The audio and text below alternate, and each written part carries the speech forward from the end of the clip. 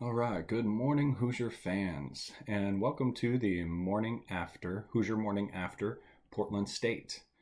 Your Hoosiers are victorious again, thank goodness. We are 2-0, undefeated season so far. That final score of that game being 85-74. IU looked pretty good out there overall. At the end of the game, my initial reaction last night was kind of one of those games where you just kind of feel like, meh. You just go, meh. It felt like a Mac game on first reaction. When you look at nothing really stands out big time. Nothing feels like it was heroed moments. You just kind of are left with a weird taste in your mouth. Excuse me, kind of like how I need to cough and get out of my mouth right now.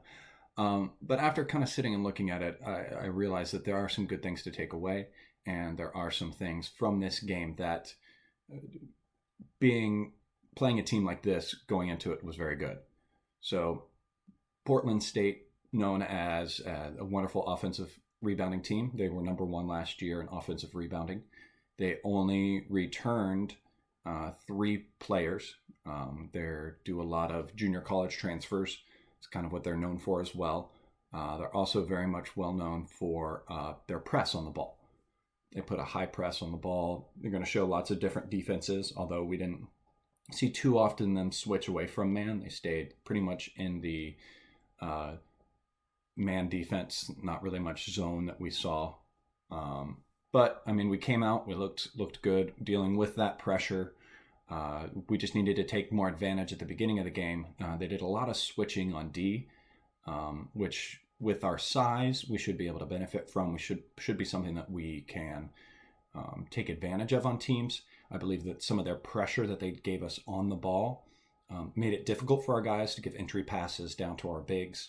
Kind of talk about that maybe in a little bit later. But we were aggressive enough to put them a little bit in foul trouble. By the 7-minute mark of the first half, we were already in the bonus. Our free throw shooting looked a lot better. We ended, I believe, with like 73% free throw shooting. Portland did keep it close and kind of made it hard for us to get away from them, despite a lot of the stats looking good. And after the final timeout, Archie subbed in my favorite lineup, and I know probably yours too, that lineup of having Trace Jackson Davis at the 5, and then having Hunter and Smith kind of covering the 3 and 4. And I can never really get exactly, I know it's probably Hunter at the 3. He's a little bit faster. He has a little bit better outside shot. But I kind of feel that lineup, that those two are kind of interchangeable within those positions and kind of flow between it. That's kind of one of their strengths. But it allowed us to get out there and kind of match some of their athleticism. They were a very athletic team, and led us to being ahead by 10 at the half.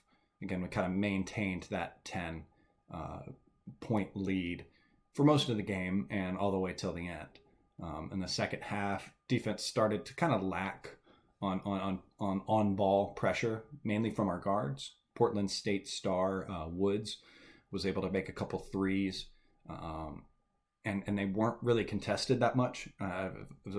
I don't know if it was our guys just kind of closing out on them.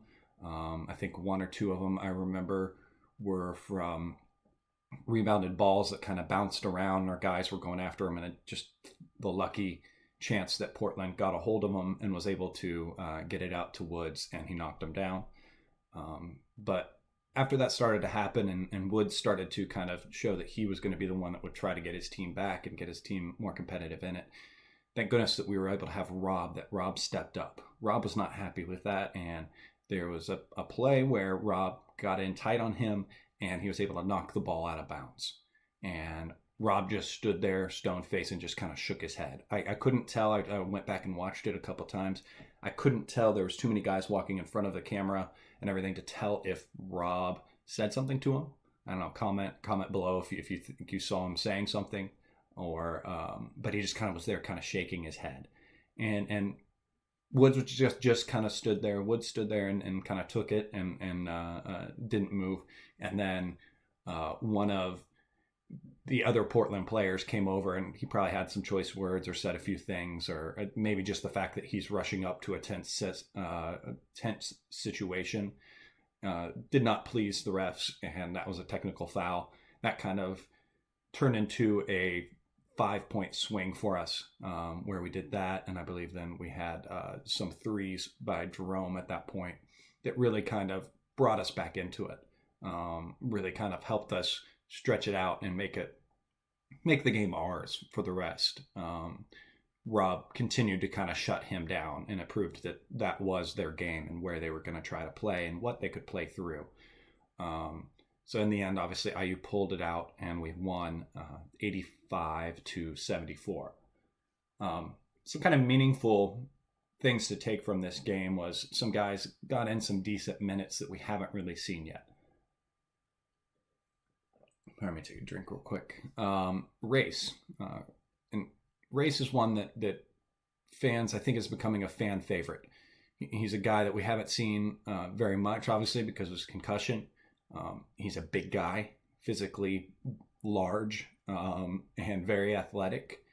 Has some struggles, like I said last week, on the offensive side, but wants to dig in very physical games, like I felt like this one was. Very aggressive games, very fight it out games. I think that's where Race flourishes. His very first possession on the offensive side, he battled for a rebound, and as he was falling down, was able to pass it out to, I believe, Jerome. Then Jerome gave it out to Rob. Race immediately stands back up and is calling for the ball. He receives the ball from Rob, and he lays it in. So I love that passion about him. I love him staying in there and getting up. He's just that great hustle and fight that he has. There was a few times where they were able to take advantage of Race and some speed on defense that he likes. His player that he was playing against would spot up against him and would do a quick crossover or something, and was able to use his speed to blow by Race. He got a foul in one of those, and another time he didn't foul. Luckily, he was smart enough not to get frustrated with his player getting past him and give up the foul. But those are things that he needs to work on a little bit, and I think will become better as he gets more play time and feels the rhythm of the game. But, I mean, overall, he played, I'm bringing it up real quick. Race played 16 minutes, was 3 for 4 from shooting, 4 for 4 on free throws. That's amazing. That's great. 5 offensive, 4 defensive rebounds, so 9 rebounds overall. Ended just with 3 fouls, 1 block, and again, 10 points, all within 16 minutes. That's a very good, efficient 16 minutes.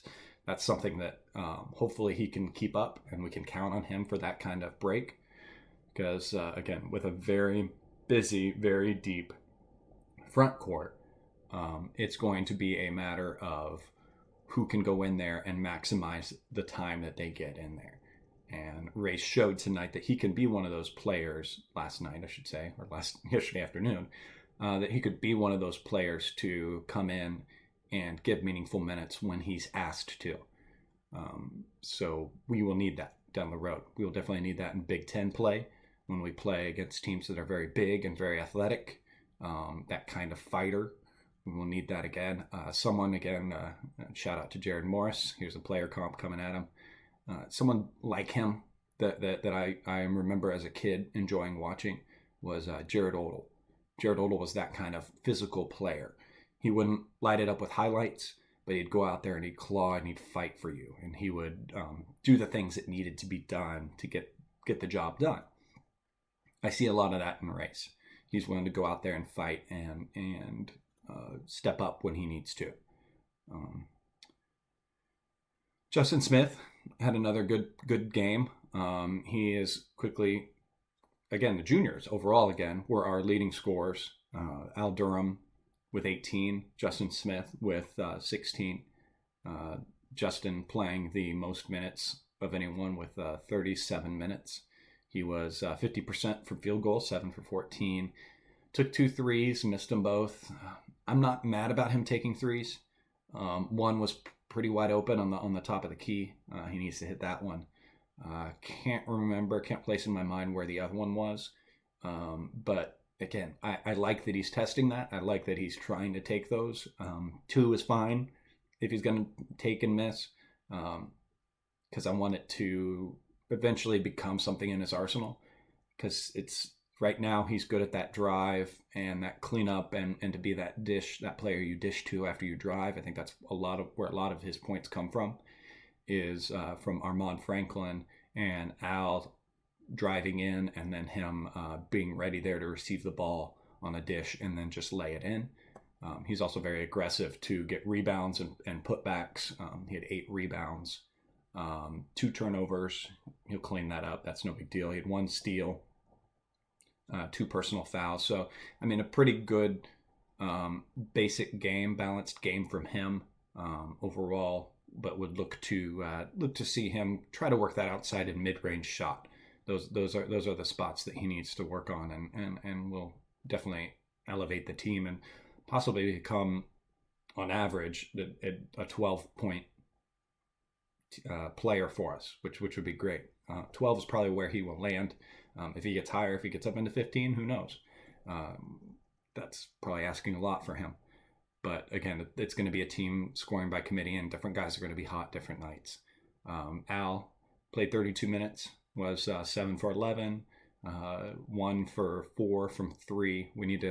I wish he could, again, he's going to be one of our main 3-point shooters, so he needs to make sure he can knock those down when he's called upon. Had 2 assists, 1 turnover, not bad. Pretty good play overall for Al. He let the game kind of come to him in a way. Was needed to be, again, our guards, I think, was where our defense lacked this morning or yesterday. The defense needs to be tighter on their guys.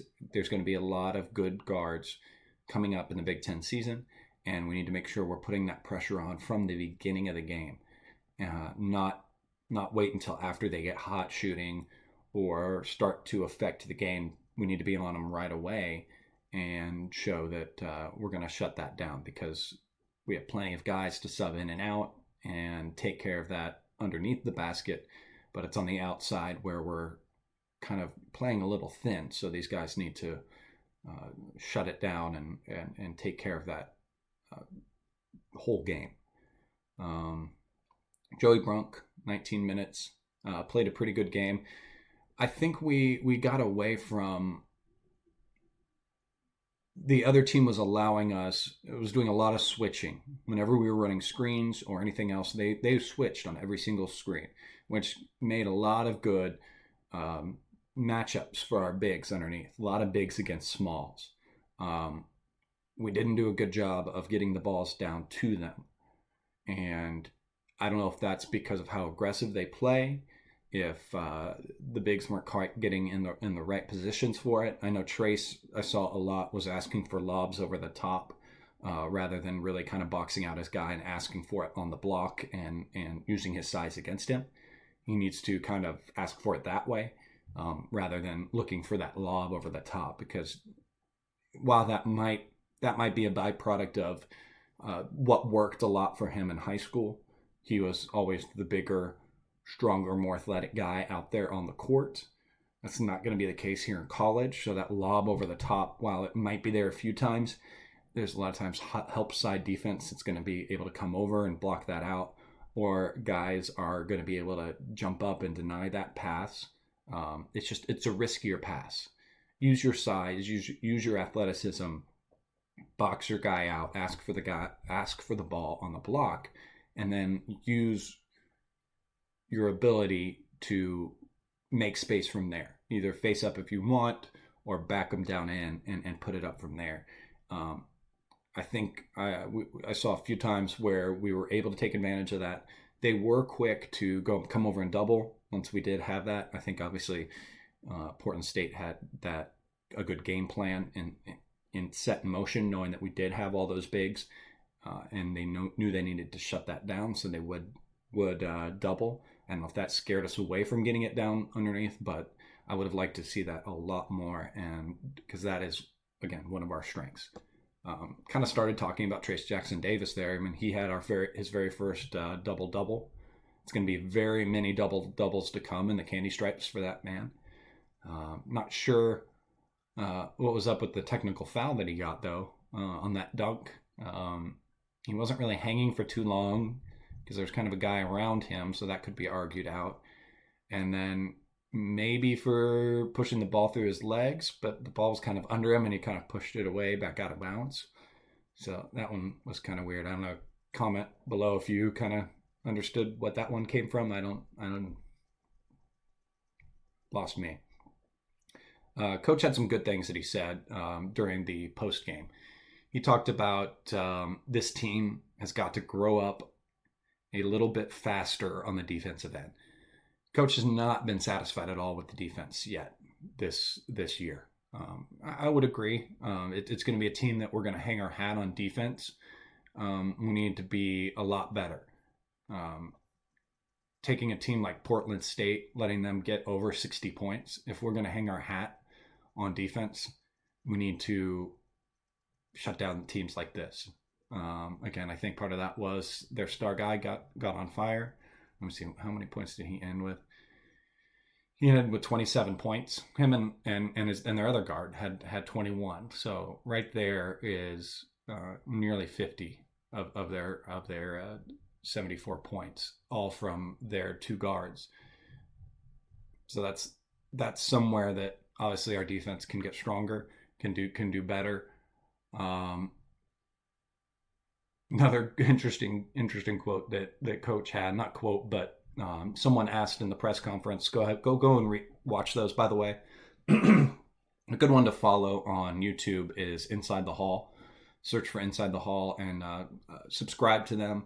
Get notifications from them because they always post up good videos pretty quickly. He's very good about getting them up quickly about the post game interviews and everything, so you can watch those. But go on his page there and watch. Coach Talks is asked about load management, mostly in regards to Deron Davis. We didn't see him much, and he kind of you could really tell Coach doesn't like that word, load management.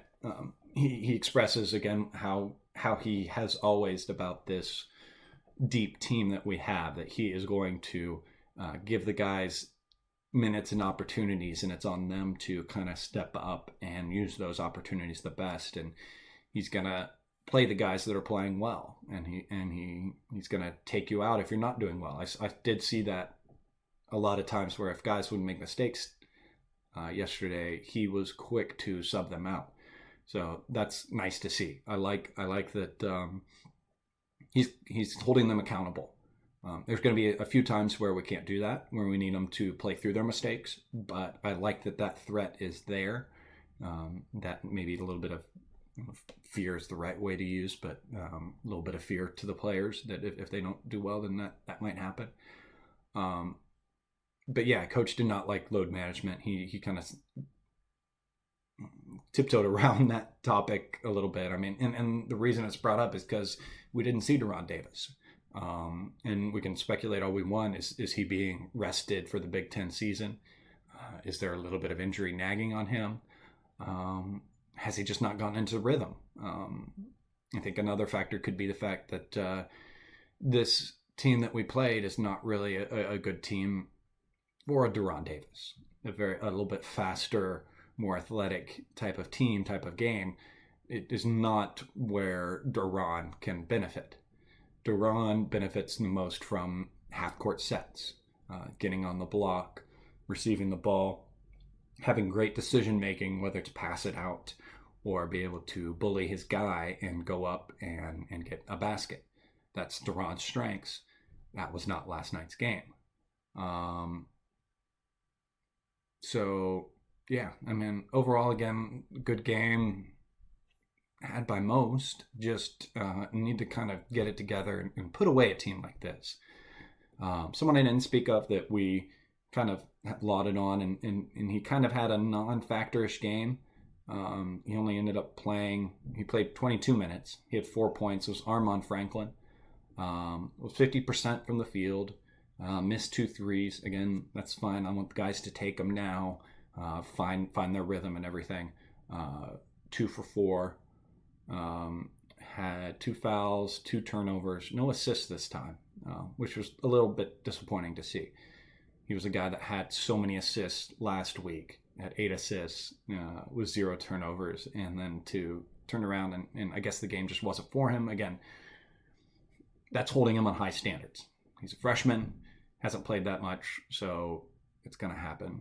Rob Fennessy played some good minutes. Again, I talked about how he was able to shut down their player, so that was a big thing for us. He had 7 assists, 3 turnovers, 10 turnovers overall for the team.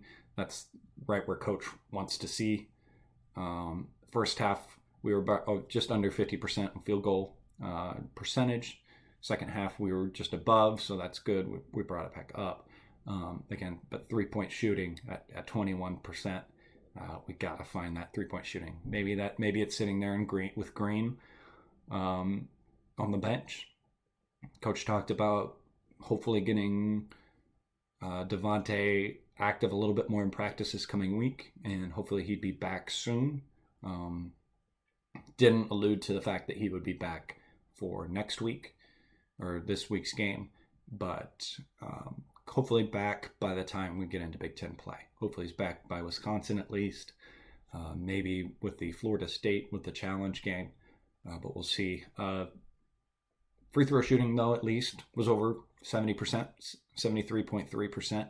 So that's good. That was obviously a big scare that we had from the exhibition stats that we saw.